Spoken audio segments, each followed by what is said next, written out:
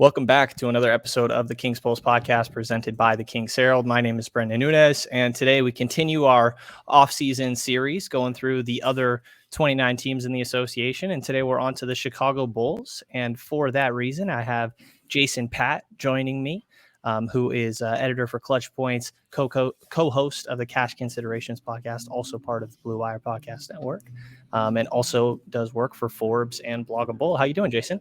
I'm doing well. How are you? I'm doing good. I appreciate you taking the time to join me on this. And usually the way that I like to start, I know it's a very vague question and people can take it in a handful of different directions and take however long you need. But for the people that weren't keeping up with Chicago amazingly last year, can you kind of walk us through what the experience of last season was like for the Bulls? Very interesting season. Kind of weird. Before last season, the Bulls were awful for 4 straight years after trading Jimmy Butler. And they made their big moves last offseason where they got Lonzo Ball, DeMar, Alex Caruso, all that kind of stuff, which was exciting. I know people questioned the DeMar signing and how much money they gave him and all that, but he obviously turned in arguably the best season of his career last year. And the Bulls were, they were in first place in the East until basically like 3/4 of the way through the season. I think they were 39-21 at one point. That's 60 games in, something like that. And then the last month or two just absolutely went into the crapper. Lonzo Ball injury, Alex Caruso injuries. I think he had multiple. Zach LaVine was battling injuries, and just the defense fell apart. The offense fell apart. Basically, just all fell apart. The last month or two, they were one of the worst teams in the NBA. It's getting with a tougher schedule as well. So like they were getting routinely smoked. They went from first in the East to sixth. They got that one win in that Bucks series where they won game 2 on the road, and it was like, oh, Chris Middleton's hurt. The series is tied 1-1. Coming back to Chicago, maybe they'll make the series interesting, and then they just got destroyed the next 3 games, and that was it. So like on one hand, they were pretty dang good for a good portion of the season. DeMar was awesome to watch. They were really fun to watch for that first stretch when they had Lonzo Caruso and their defense was playing really well. And then just it came crashing down to earth with that back half of the season, or that back like last quarter of the season, and the playoffs were mostly rough besides that one game. So like after being so bad for 4 years, it was nice to be relevant again. It was nice to be competitive again and be a playoff team after just being junk. And they had over the 4 years before last year, they had the worst record in the NBA, worse than the Knicks, worse than the Kings, worse than just all these other bad teams. The Bulls were awful. It was a really miserable rebuild, and they didn't get really any high-level talent out of it. And that's why they fired their front office, and they brought in Karnisovas and Mark Eversley to kind of change things around. And they had a nice season. The question now is, like, where do they go from there? Obviously we'll get into what happened this offseason coming up, I'm sure here. But so like overall, like you have to call it a successful season, but the way it ended certainly left a bad taste in the mouth, just because of how much it kind of just fell apart on them. Yeah, definitely. And I think that Chicago's really rapid improvement is something that Kings fans have looked to a lot as something that is potentially replicable, especially trading for an all-star big man. I think it's easy to draw that kind of correlation, but I'm curious from your perspective, like what was the cause of the turnaround? And I know, again, that's a very vague question, but like, I think it's not Vooch, right? Like, am I wrong in thinking that the highlight really here, there's all these surrounding pieces that are nice that I think Sacramento can look at as well. But is the big difference not DeMar DeRozan being an MVP candidate? Yeah, I mean, looking at like his clutch numbers, especially, he was arguably the best clutch player in the NBA, probably between him and like Joel Embiid. I believe DeMar was like 1 point less than Embiid in terms of clutch scoring, whatever, last 5 minutes when the game is close. And he shot like 50% in the clutch with his, mid-range mastery. He had a couple game-winning threes back-to-back right around New Year's, and DeMar's not a three-point shooter, and he had 2 ridiculous game-winning three-pointers. And so like he won them a bunch of games. Just the wins, the value added there was incredible. And then like they were really good defensively to start the season with Lonzo and Caruso. Like they built their defense with Vooch as like a non-defensive big man. Really, I mean, Vooch is fine when you have two guys who are just wreaking havoc in Caruso and Lonzo on the perimeter, helping to cover for, I mean, Vooch, Levine, DeMar aren't exactly defensive guys. Those guys forcing turnovers, passing lanes, deflections, and Vooch was decent enough to at least kind of anchor. He's a smart defender. Obviously, he's not really a huge rim protector, but great rebounder, smart defender. Can do okay when he's got really good defenders in front of him. So they use their defense and the offense. They had one of the better transition teams in the NBA when they had Lonzo there. The problem again is once Lonzo was gone, once Caruso was gone, the defense just kind of came back to earth, fell apart. But when they were healthy, and they were really never that healthy all season because Patrick Williams got hurt 5 games in. But when they had their main their best 5 lineup was Caruso, Lonzo, Zach, DeMar, Vooch. That lineup only played 90 or 100 minutes, but they were really good, dominant defensively, solid enough offensively. That they were really good and really fun, and they had with that plus DeMar doing his thing, and Zach was good, mostly good, not as good as he was the year before, but having those two guys scoring and then having Vooch as a decent third option, he was a roller coaster last season, but still okay as a third option, and then having that defense being much better, they were really good for a good portion of the season. And then just again, all the other factors kind of led to their demise, but a lot of things came together to help them make that turnaround after being so bad for so many years.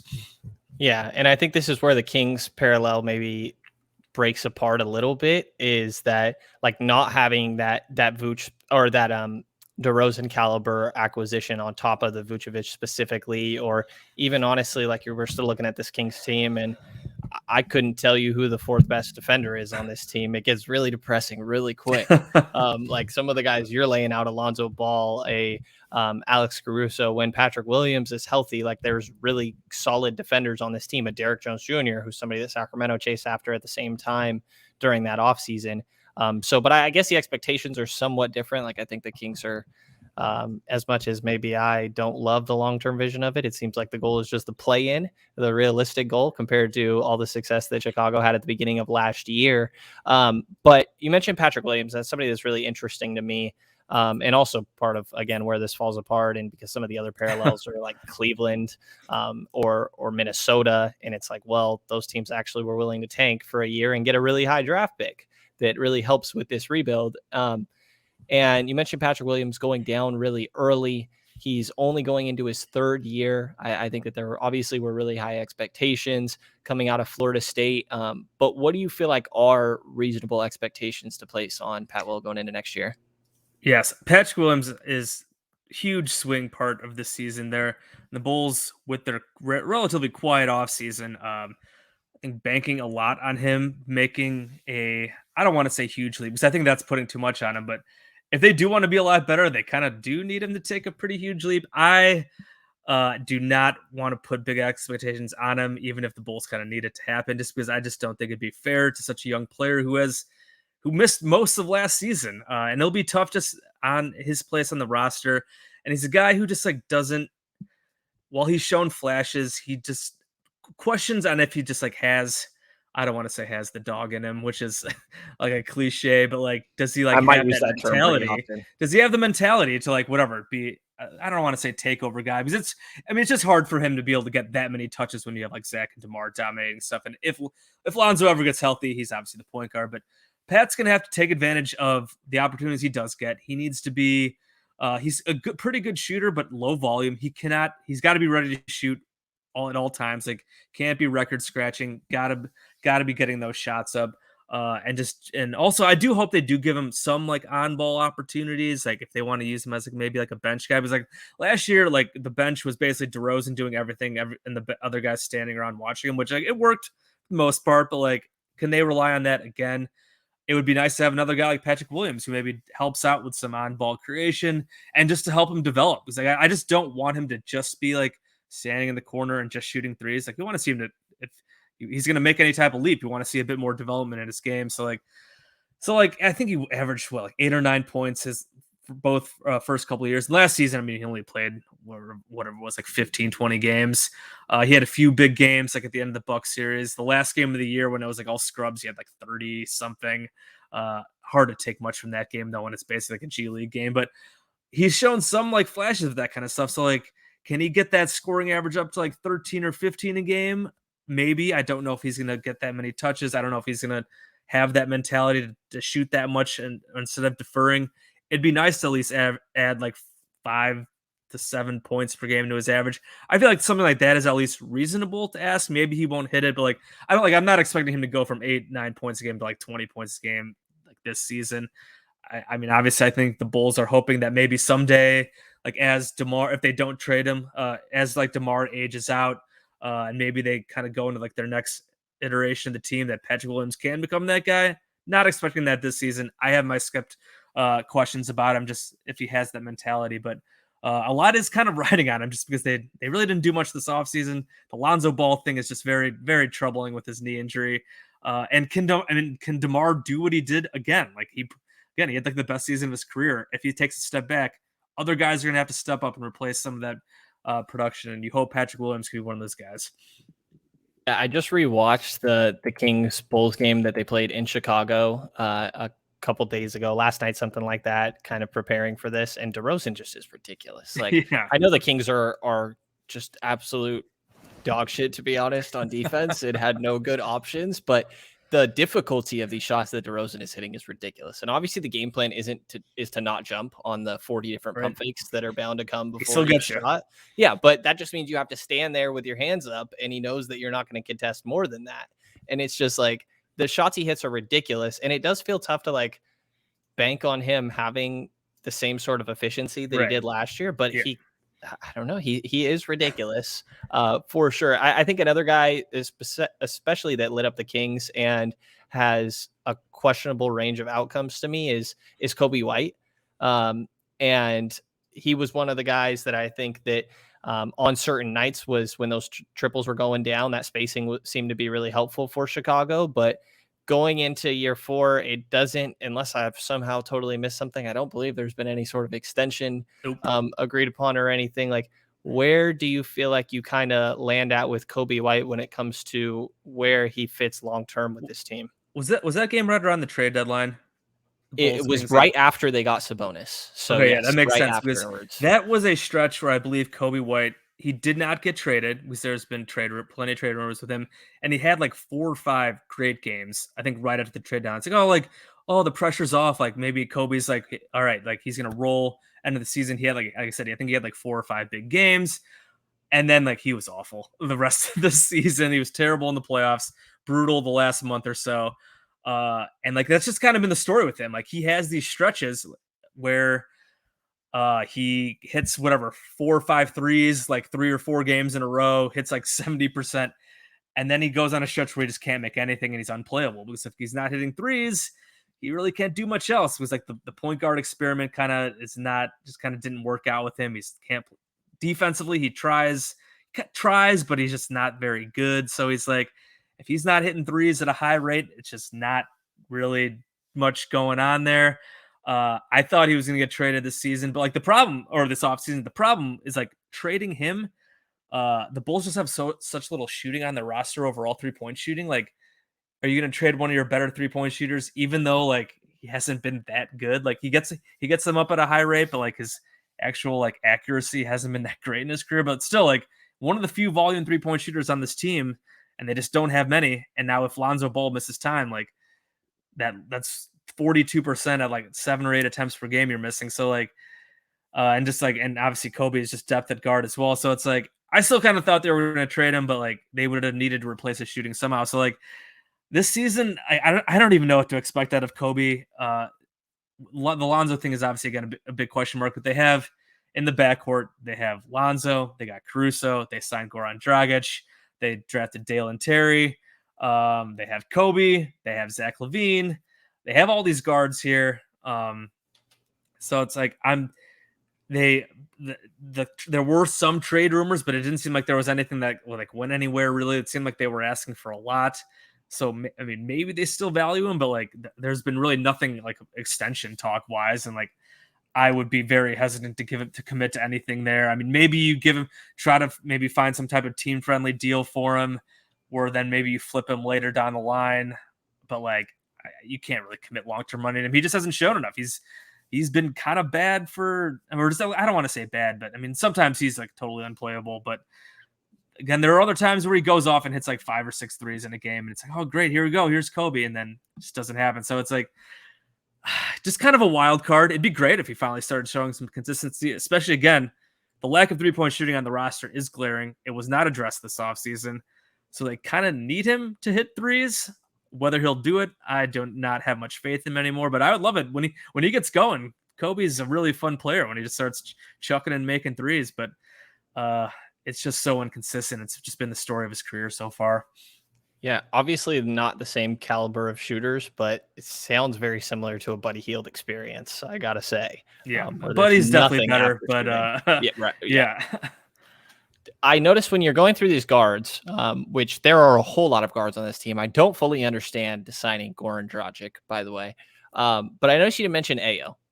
And I totally forgot about Ayo. Yeah, I mean, and I'm an Illinois guy, so that's like terrible to forget about Ayo, who probably will start if it seems like Lonzo's. I was going to say there's a lot of hype around him. I guess I don't know if they'll start Ayo or Caruso. I would assume it's one of those two, unless they also like really love Dragic. Like, I was also mystified by the Dragic signing when that happened, because it's like, even if you have the Lonzo question mark, which they still do have, like they have Ayo, they have Kobe, and if they want to like show off Kobe for whatever trade bait or whatever the heck they want to do with him, they have Caruso, they have Zach in the back. Like, they have all these guys. They drafted Dalen Terry.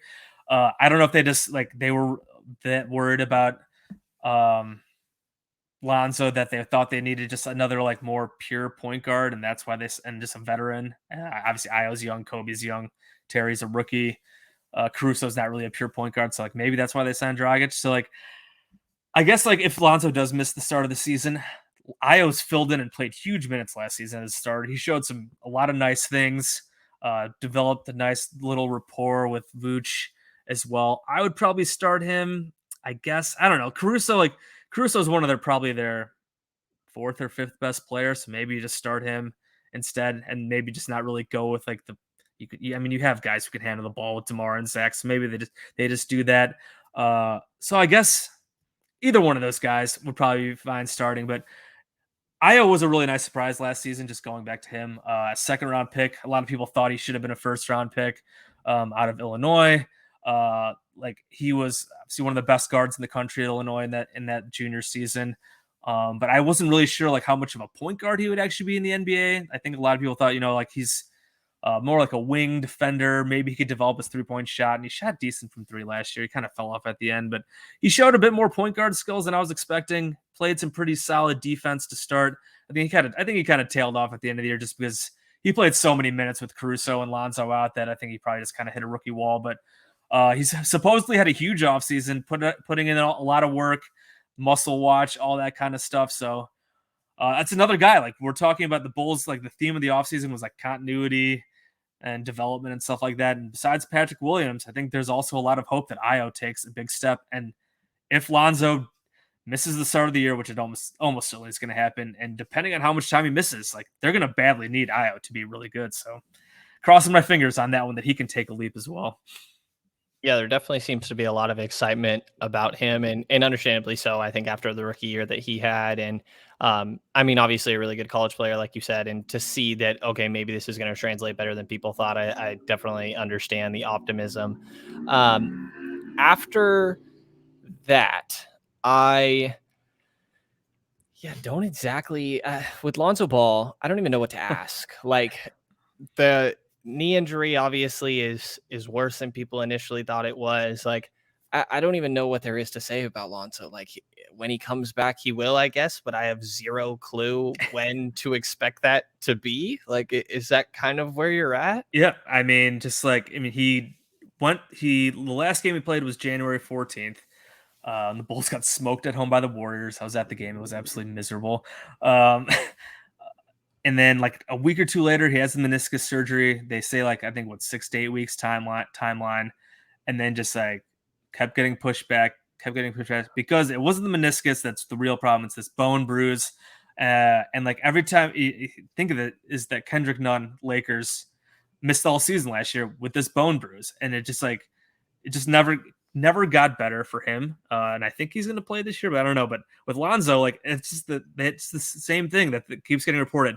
Every time he tries to really ramp up and like get back to full speed, is he has discomfort or something, or like I read something yesterday that like some days he's okay, and then like other days it's great. There's pain still. So it's like at this point, it's just like assuming that he's going to need some other type of procedure to fix it, or like I don't even know if that's something. Like, I'm not a doctor. Like I don't know if that's something a procedure can fix with this bone bruise, or if it just like it just needs a lot of time to heal. So I think the combo of the bone bruise plus like this meniscus surgery probably just complicated matters greatly. And now, I mean, now we're what are we 9 months later since that initial surgery, and he's not going to be ready for training camp, is the reporting. Probably going to miss the start of the season. How far into the season will he come back? Who knows? Who knows if he will end up needing another surgery, another procedure at some point. At this point, you're just crossing your fingers and hoping he can come back at some point. Because he's just so important in this roster. But all the stuff he does, he's such a great glue guy between the 3-point shooting, the defense, as I talked about earlier, the transition passing. I mean, he's just the best passer on the roster in general. He kind of just brings it all together with all the skills that he's really the only like, unless Patrick Williams and like maybe Io, like the only like legitimate proven like two-way player on the team was like, I mean, Zach and DeMar aren't really defensive guys. Vooch, same thing. Kobe White is a gunner. Patrick Williams hasn't proven yet that he's like a capable two-way guy. Maybe he turns into that. Io the same way. He has his flaws as well, and he's a young player. So like Lonzo is like the one legit two-way guy on the team. And when you take that out and you take out everything that he does, that's one of the reasons why the Bulls got their butts blown out like every other game the last 20 or so games of the season once they were playing good teams. So just his everything he does, his absence was very glaring, and that's why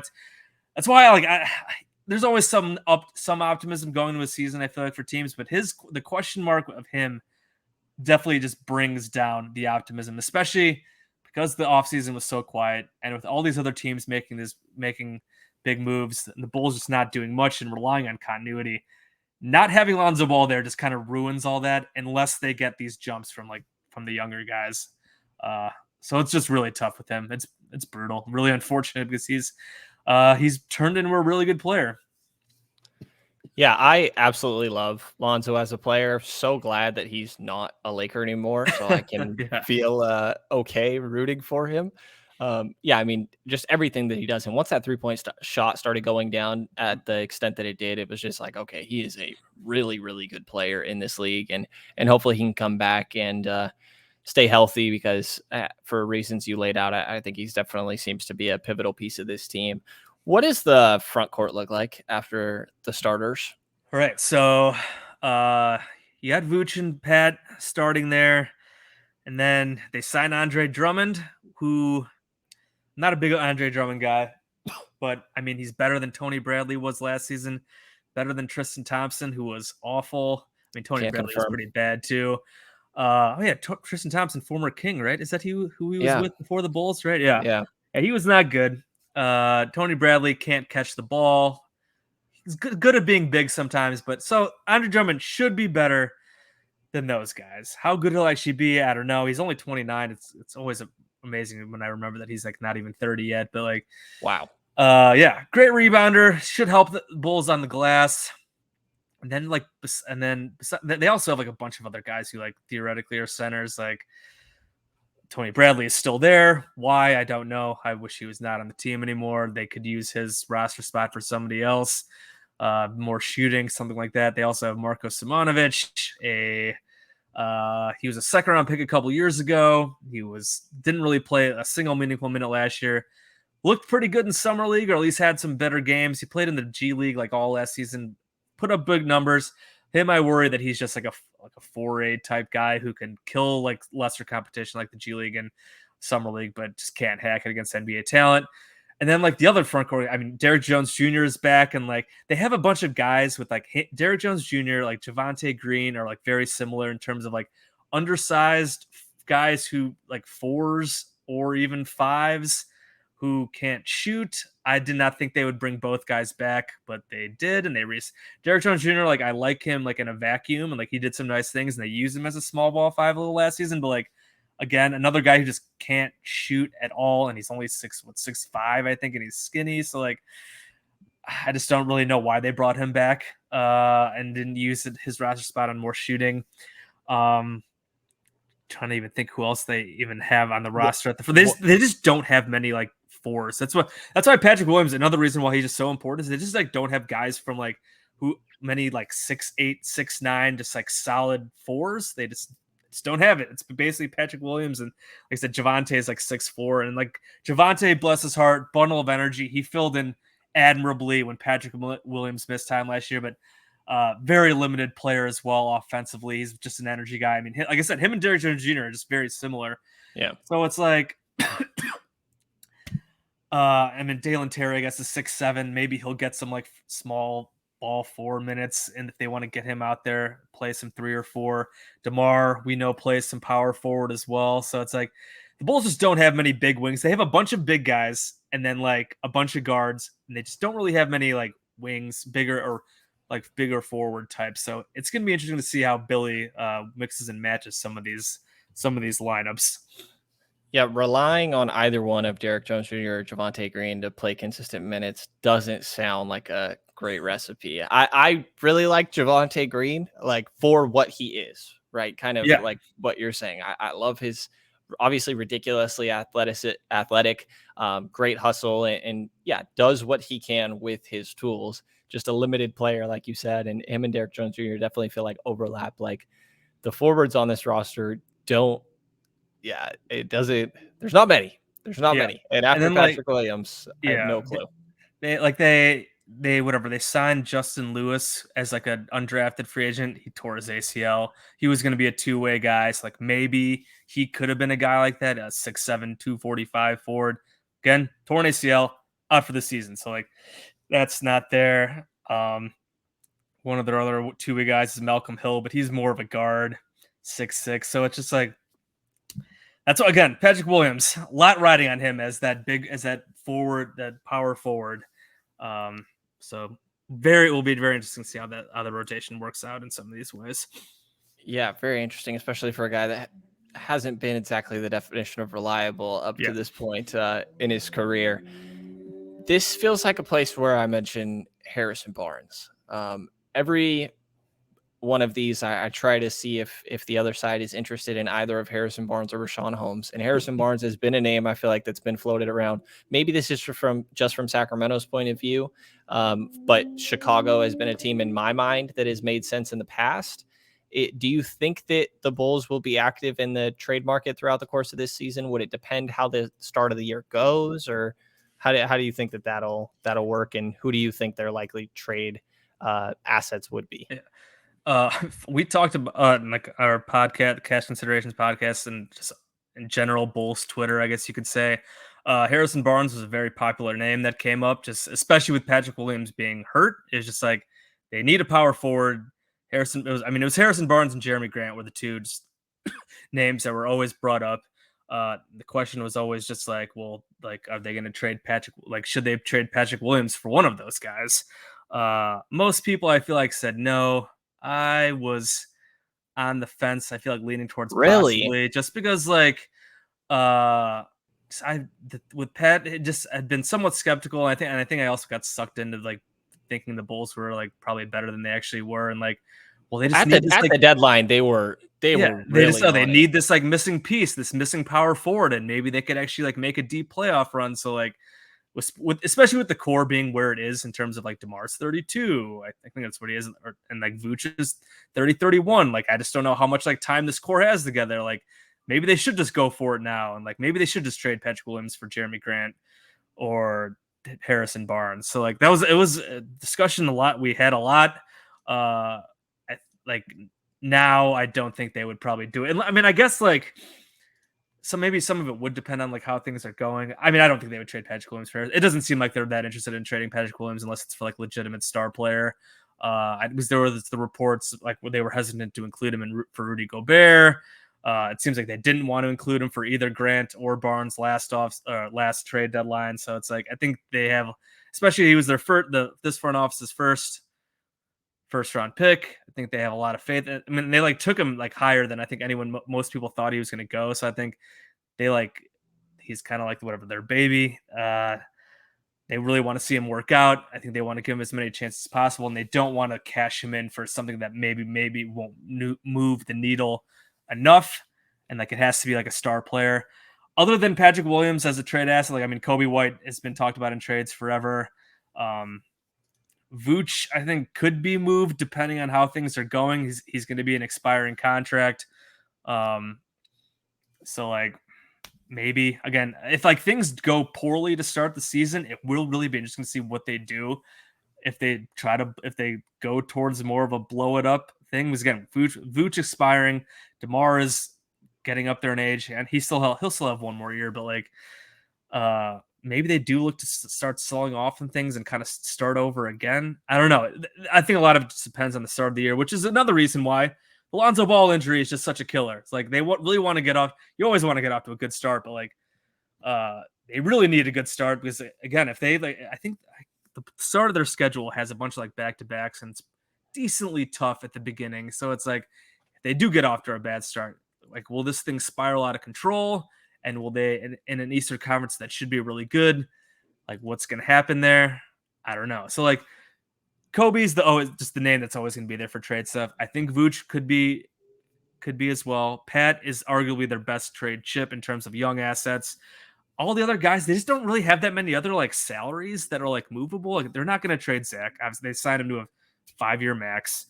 DeMar, like they're not going to trade him this season. Maybe if things go bad, maybe they would trade him next season. Unless things go really bad, maybe they do look to blow it up. But then, like again, the rest of their contract is the rest of their roster. I mean, it's Io's on a small deal.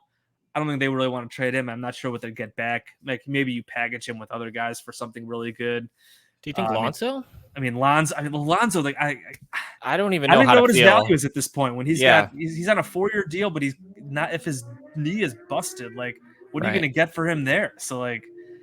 They just don't have many like smaller like movable contracts. Besides, I mean, it's Patt and Kobe, and then Vooch is at least on a reasonable deal. I think at like 20 or 22 million. So like as an expiring, if they want to go in a different direction at center, which I thought maybe they'd explore, there were some reports of possibly them talking about an extension with him this offseason. Obviously, I would not give him something that's more than like a year or two, but. We'll see. They should. I mean, this front office has been very strange. Their first offseason, they did absolutely nothing. They signed Garrett Temple and drafted Patrick Williams, and that was it. Then the trade deadline, they made the big Vooch trade. They do that, and then they made another trade as well. Then the offseason after that, they have their huge offseason. And then last trade deadline, they did nothing. They signed Tristan Thompson. This offseason, they do very little. They re-signed Zach, obviously, no brainer. And then you sign whatever, Andre Drummond and Goran Dragic, and that's it. While all these other teams do all this stuff around him. So it's been like a few very active, like big blockbuster, acquisition periods, and then a couple of just like total nothings. So it's been like really hit or miss there. So it'll be really interesting to see what they do. And a lot of it, I think, will just depend on how they get out to start this season. Yeah. And I think that falls into the same a little bit with kind of Harrison Barnes. I mean, I would expect him to be moved on from, but I also could see how it's a tricky scenario where it's like the Kings want to win right now.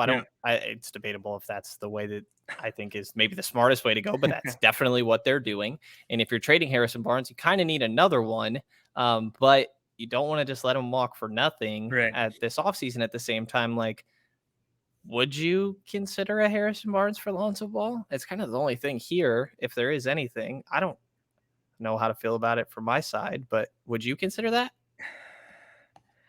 I don't know. I mean, I guess probably not, just because like at this point, like I guess it depends on what's going on with Patrick Williams. Because like if you're trading Harrison Barnes, I don't think they want to trade for Harrison Barnes and like start him over Patrick Williams, unless Patrick Williams is just like a total flop. I think ideally if things go to crap, I think they would probably want to then maybe shift to prioritizing Patrick Williams and like his part of the future. Maybe. So like, I don't know if trading for Barnes would really do much for them in that case. And if things are going well and like Pat is playing well, but like say if the things are going well, even with like Lonzo's like weird situation, like would they then still go to trade for Harrison Barnes. I don't know. I feel like that ship maybe has sailed at this point, unless like things are going well. Like let's say Lonzo comes back, things are going well, but Patt is still just kind of going along. But then in that case, I don't think they trade Lonzo. So it's like I just don't know. I don't know if there's that match there anymore. I think last year made more sense because things were humming along. Patrick Williams was hurt and like still and obviously a young guy with talent. Maybe that would have been a guy the Kings would have been interested in as they when they were still whatever they were rebuilding. doing. Yeah, whatever they were doing, and that the Bulls clearly like had a need at the 4.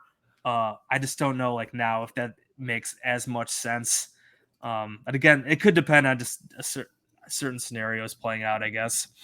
Yeah. After like, and really, I'm mainly throwing Lonzo in there because that's the matching salary. Right, here. salary. Like you laid out, it's so hard to figure out. Like, if Pat Will wasn't doing it, I guess like the other matching salaries, like Patrick Williams, Alex Caruso, that feels like way too much for Harrison Barnes. Caruso. I guess Caruso is another guy who's like that mid-salary guy, but I mean, Caruso is on a great deal on the mid-level as one of the best perimeter defenders of the NBA. I think you're not trading him unless you're getting somebody like way. I mean, Harrison Barnes is a good player, but and would be a nice fit. But I think if you're trading Caruso, you got to be getting like a really major difference maker there. And like, I don't know if Barnes is that. He's a really nice player. No, I'm definitely with you. I think that ship has probably sailed there.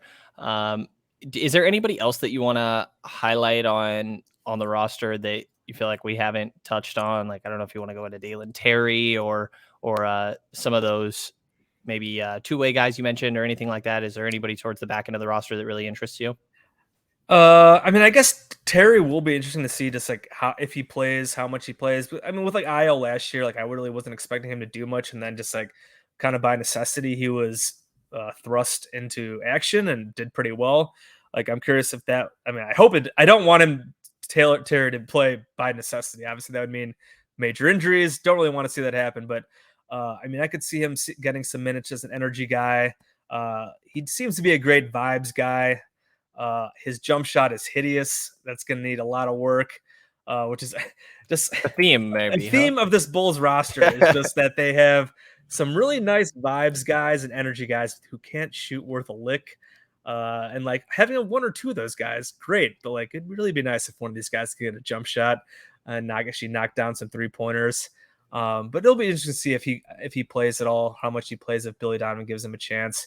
Other than that, like the other two-way guys, I mean, Justin Lewis, really unfortunate that he tore his ACL. Malcolm Hill is another Illinois guy, but he's really not. He's kind of whatever at this point. I think they just signed one of Giannis's brothers. I think it's Kostas, who's going to be battling for a roster spot. I don't think that's going to mean anything, but I know the Bulls fans get excited when Giannis, like any ties to Giannis comes up because maybe he'll come to the Bulls someday. Probably not, but he made that comment like a few weeks ago. Like a Chicago reporter asked, like, "Oh, would you ever come to the Bulls?" And he was like, "Oh, like maybe I'd think about it down the road." Stupid stuff, but PR other than that, I think we've touched on basically about everybody. I guess we haven't talked about Vooch much, and like Vooch was a roller coaster last season, as I kind of mentioned, and kind of mentioned extension talks. Maybe it would be really nice if Vooch could actually get his 3-point shot back. Although, like the 1 year he shot 40% from 3 was the year where there were no fans in the stands, so I think that's kind of looking like an outlier where he really took advantage of that. Like, but even the year or two before that, I think he was at least better, like more like 35, 36. I don't have the numbers exactly. Yeah, 40, 33, 36. Wow, that's so weird. I'm not going to lie. I thought of him as a really good 3-point shooter. Yeah, because I mean, just whatever, 2 years ago, he was at 40%. And that's when the Bulls traded for him. He was putting up like 25 and 11, shooting 40% from 3. Again, that was when the stands were empty. For that first, or I guess most of that season, there were no fans in the stands because of COVID stuff. So like that whole year, I think shooting was up around the league. And clearly, I think that's a bit of an outlier. Still, it'd be nice if he could at least get back to like 35, 36%. Because last year he was at 31% from 3, both in the regular season and in the playoffs. Like in the Bucks series, and they were just like they were daring the Bulls to shoot from 3 all series. They happily obliged and were miserably terrible. And I think Vooch shot like 9 or 10 threes per game in that series. He's certainly willing to get them up. Wouldn't be nice to see them hit them better. And just like he was just a really frustrating player for a lot of the season, just because like he started the year, he couldn't make anything inside either. He did pick things up a little bit, but like still, then the defense fell apart, and he's an easy guy to pick on defensively when things. The big guy is always easy when pick and roll breaks down. Always easy to look at the slow-footed big guy and be like, this guy is just ruining their defense. Which once he lost Lonzo and Caruso in front of him, the Vooch issues pop up. But like he was okay to start the season defensively when they had those other guys there. So like if Vooch can at least get back to being, he's not going to be a 20 and 10 guy anymore. Not with Zach and DeMar in there, and with hopefully Patrick Williams taking some more usage. But if he can get his efficiency back up at least a little bit, I think true shooting, he was like 52 or 53 last year. Below average, below league average, not great. Get that back up a few percentage points, and at least be a little more consistent. That'd be nice. I don't know if he's got that left in him. He is on the wrong side of 30 now. There were trade rumors, obviously, with him too. But he's a very easy scapegoat. I'm kind of likening him to what happened with Carlos Boozer, like the end of his time with the Bulls. When they signed him, he was pretty dang good. He was still putting up big numbers. And then he just kind of things fell apart with him as he got older and he aged out. And like Vooch, you ever like just follow a Bulls game on Twitter? The Vooch can be a really easy target. And he just had a few just like awful games last season where, especially against some better teams, against like more physical teams, like games against like Miami, Milwaukee, although he was okay in the playoffs. And then like he had a few like Grizzlies game. I think the Grizzlies games, he was just getting just absolutely manhandled. And just really easy target. So hopefully Vooch can be at least a little more consistent. But we'll see. Again, major kind of a question mark there.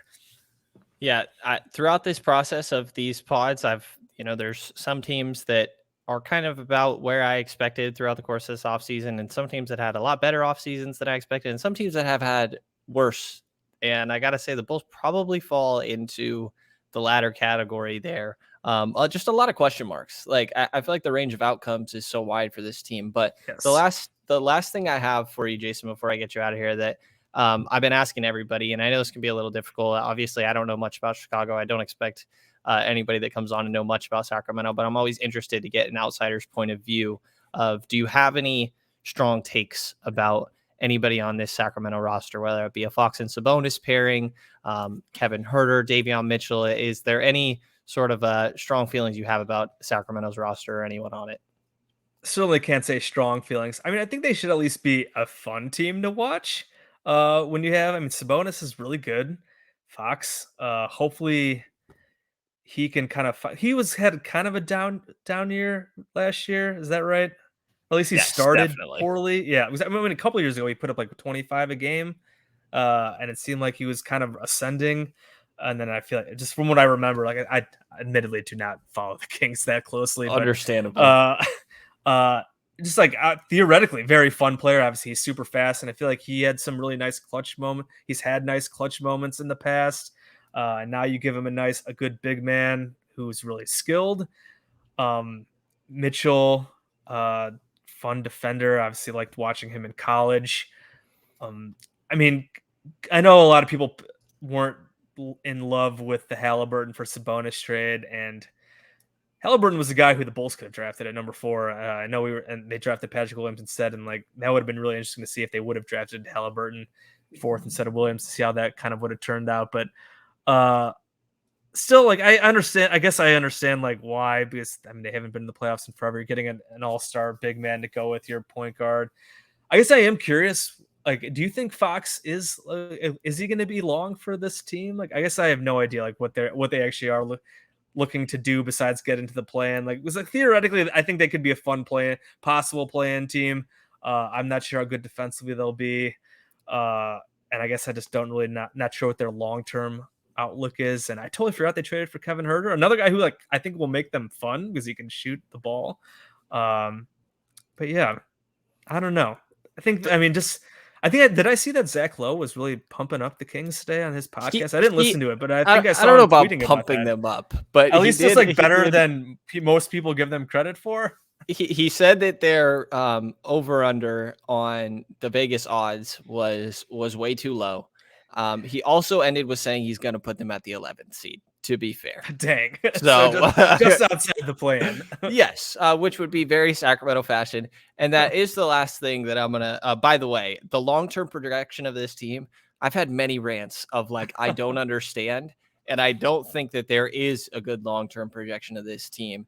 I think that they're at a point where they just need to get the stink off of this franchise and be mediocre for a little while and be respected. And I've had to come to accept that, even though it's like against everything that I believe, because I'm very much either you should be building to eventually win a championship, or you should probably be resetting and trying to rebuild through the draft. And the Kings just live in the middle forever.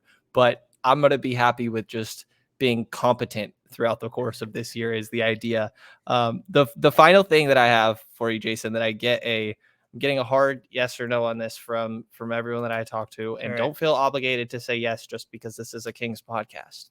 Do you think that the Sacramento Kings will end their 16-year playoff drought this season? Now, play-in is not playoffs. They would have to win. That's what I was gonna. That is what I was gonna ask, and I'd have to look at the West again. I would probably just have to say no. I just feel like there's gonna be a lot of teams that are trying to win. Like, there's obviously the Jazz are gonna suck. The Thunder are probably gonna suck. The Rockets will probably suck. But I mean, those are young teams, obviously not really trying to win yet. And then there's like I feel like the rest of the teams will be trying. Yeah, so like San Antonio, the Kings, and then the rest. Yeah, San Antonio as well. Yeah. So like there's 4 teams at so like the rest just like I guess like if things go right, I can see the Kings getting in the plan. I just don't think that they'll actually get into the top 8. I don't think they'll be awful though. Like I said, I think mediocre and competent is probably a fair expectation.